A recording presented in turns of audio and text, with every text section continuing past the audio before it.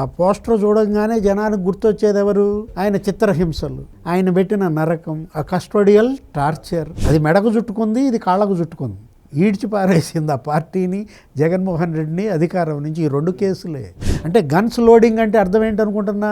Vikrant Reddy loading, లేకపోతే Gorantla Madhav loading. అంటే వాళ్ళని క్రిమినల్స్ అనకూడదు, పిల్లోళ్ళు. పాపం పిల్లోళ్ళు గోల్డ్ కొట్టేస్తారు, పాపం పిల్లోళ్ళు కబ్జాలు చేస్తారు.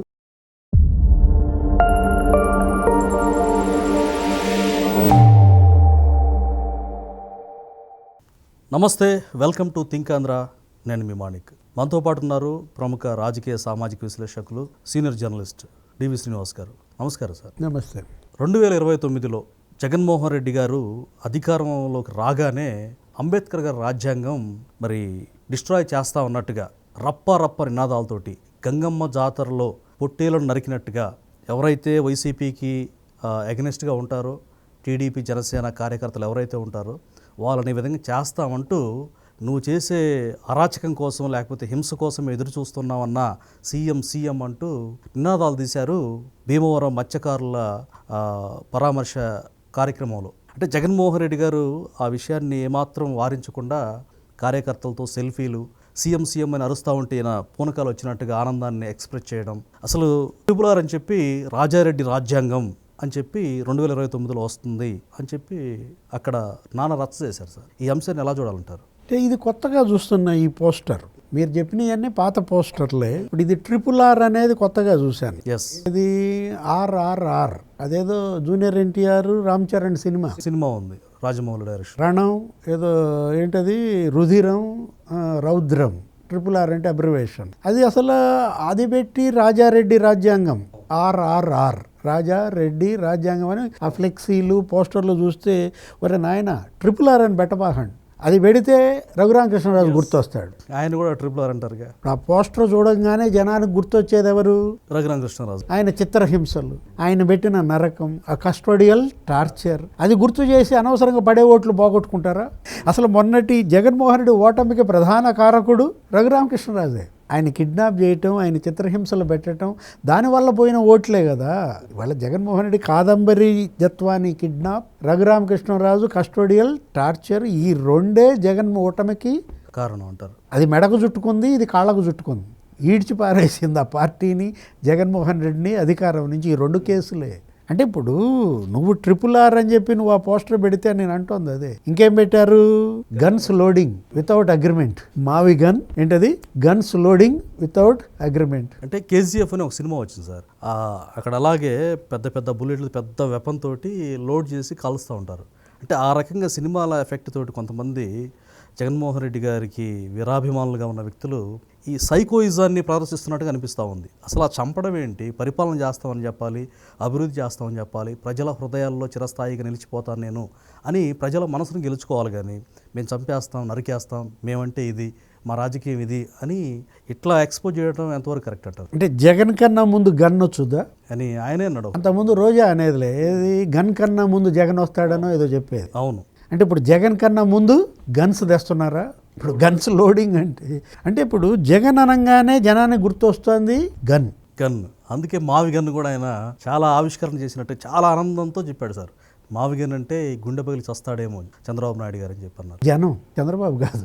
జగన్ అంటే జనం గుండె పగిలి చస్తున్నారు. ఇప్పుడు గుండె పగిలి చస్తుంది జనం అన్నమాట. ఎక్కడ జగన్ వస్తాడా అని భయపడి చస్తోంది జనం. ఇప్పుడు ఆ రోజు మనం చూసాం Kia CEO point blank, Gorantla Madhav ఏంటి, ట్రాన్స్పోర్ట్ ఇస్తావా చస్తావా, క్యాంటీన్లు ఇస్తావా చస్తావా, కాంట్రాక్ట్లు ఇస్తావా చస్తావా, సోలార్ పవర్ ప్లాంట్ యజమానుల్ని, పారిశ్రామికవేత్తల్ని. ఆయన ఎవరు? ఆయన KV రావు. కాకినాడ పోర్టు, కాకినాడ సెజ్జు CMOకి పిలిపించారు. బెదిరించింది ఎవరు? పాయింట్ బ్లాంక్లో విక్రాంత్ రెడ్డి, జగన్మోహన్ రెడ్డి తమ్ముడు. అంటే గన్స్ లోడింగ్ అంటే అర్థం ఏంటనుకుంటున్నా? విక్రాంత్ రెడ్డి లోడింగ్, లేకపోతే గోరంట్ల మాధవ్ లోడింగ్. అంటే రౌడీయిజమే మా నినాదం అన్నట్టుగా ఇండికేట్ చేస్తున్నారు. మరి ప్రజలు ఏ విధంగా రిసీవ్ చేసుకుంటారు? ప్రజలేముంది, ప్రజలు ఆల్రెడీ రిసీవ్ చేసుకున్నారు కదా. అంటే వీళ్ళు ఏంటంటే క్రిమినల్స్. ఇప్పుడు రిసీవ్ చేసుకుంటుంది జగన్ని క్రిమినల్స్ అన్నమాట. జగన్ ఎక్కడికి వస్తే అక్కడ క్రిమినల్స్కి పండగ. జగన్ అడుగేస్తే పండగ చేసుకుంటోంది జనం కాదు, క్రిమినల్స్ అన్నమాట.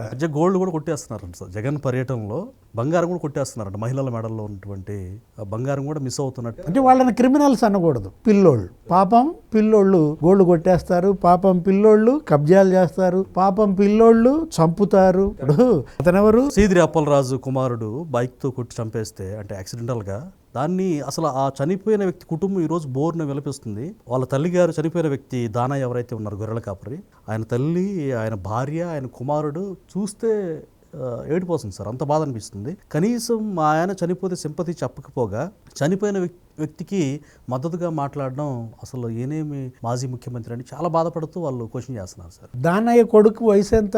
5 ఏళ్ళు. దానయ్య రెండో కొడుకు వయసు ఎంత? 16 నెలలు.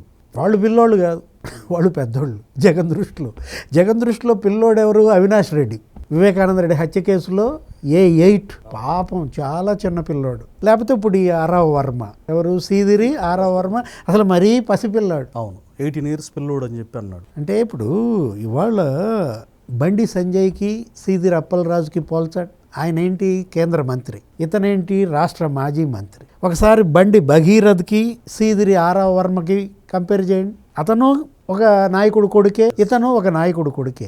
అతను నేరం చేశాడు, కానీ బిడ్డ నేరం చేస్తే బండి సంజయ్ ఏం చేశాడు? సరెండర్ చేశాడు పోలీసు. పోలీస్ స్టేషన్కి తీసుకొచ్చి అప్పచెప్పాడు. అదే అప్పలరాజు ఆ నేరాన్ని ఇంకో బిడ్డ మీదకి నెట్టి మరో నేరానికి పాల్పడ్డాడు. అంటే ఎన్ని కుటుంబాలు ఉసురు పోసుకుంటున్నాడు. ఇప్పుడు దానయ్య కుటుంబం ఉసురు పోసుకున్నారు. నెక్స్ట్ అతను ఎవరు? ఆ సిద్ధార్థ నేరం అతని మీద వేసి అతనికి ఏదో 1,00,000 రూపాయలు ఇచ్చి అతను జైలుకి పంపించమని. అంటే ఒకసారి కంపేర్ చేయండి, ఏది బీజేపీకి వైసీపీకి. ఒకసారి కంపేర్ చేయండి వైసీపీ అధ్యక్షుడు జగన్కి బీజేపీ అధ్యక్షుడికి. అంటే బీజేపీ అధ్యక్షుడు మరి లేకపోతే ప్రధాని మోడీ పాపం పిల్లోడు అన్నారా భగీరథని?